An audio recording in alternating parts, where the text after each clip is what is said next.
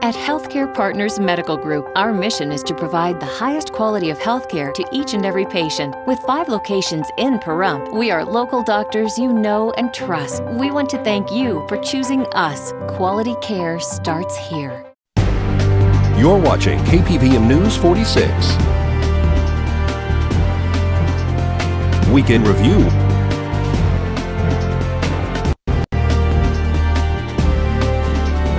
With Deanna O'Donnell.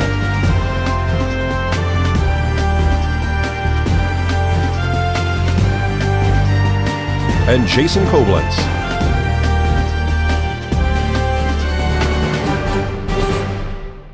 And welcome to News 46's Weekend Review, your #1 source for local news. I'm Deanna O'Donnell. Jason Koblenz is off tonight. A structure fire occurred early Thursday morning on Simpkins Street at a residence thought to possibly have incendiary devices planted in the yard for protection from intruders. Around 3:30 this morning, Pahrump Valley Fire and Rescue and Nye County Sheriff's deputies were dispatched to a structure fire at 2770 Simpkins Street. Fire Chief Scott Lewis actually had to pull back some of the firefighters because there's been a history at this address for alleged booby traps actually all over the property and ammunition inside. We're going to speak to Fire Chief Scott Lewis. Earlier today around 3:30 in the morning, we were dispatched for a report of a structure fire.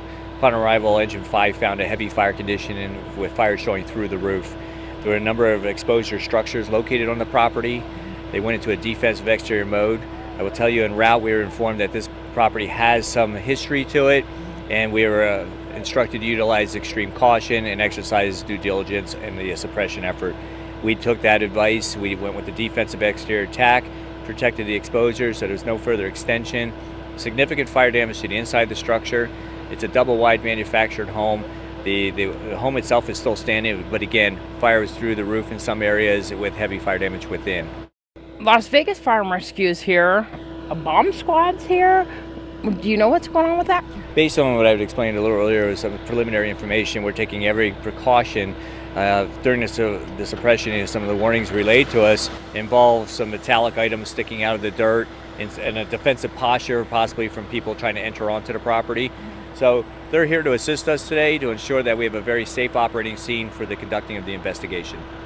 Is there ammunition here on the scene as well, do you know? All that is yet to be determined, but again, we're taking that precautionary approach. We have some subject matter experts that are out here with us today, and I think we'll have a successful outcome with the investigation.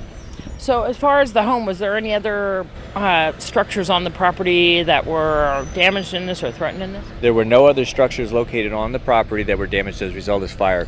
Luckily for us, the winds had calmed down last evening and were calm throughout the duration of the suppression. Picking up a little bit now, but it's not much of an issue for us, and we were able to hold it to the confines of the original structure. Anybody in the house at the time of this? Do you know how many occupants are there, and did they get out safely? To the best of our knowledge, the structure was unoccupied. That is part of it. Because of the condition of the structure, we're taking all precautions plus the resources here, and we're going to go in there and do a methodical search of that structure, but we have to make sure it's safe in order to do so.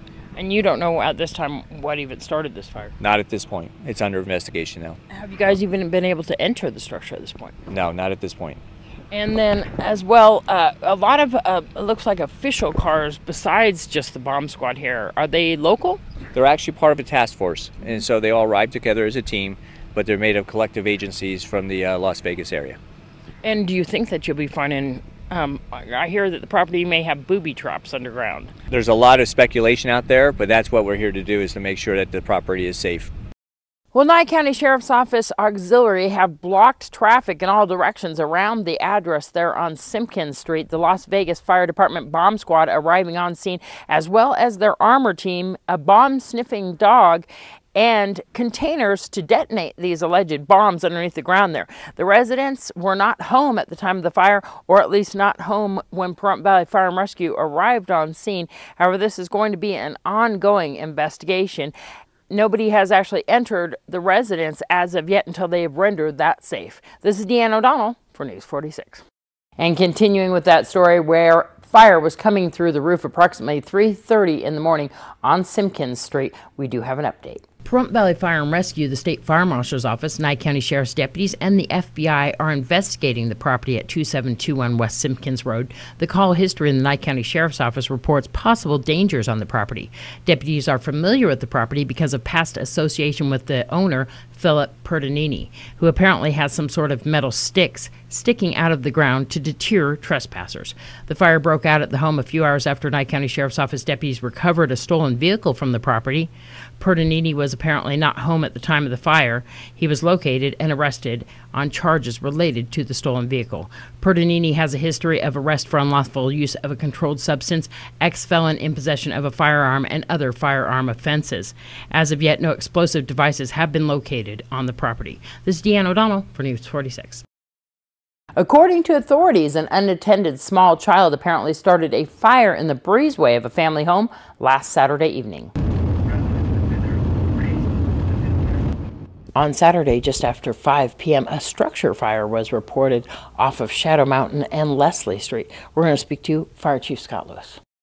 Around 5:30 p.m., we were dispatched with a report of a structure fire, but it was unknown whether or not it was actually a structure at the time.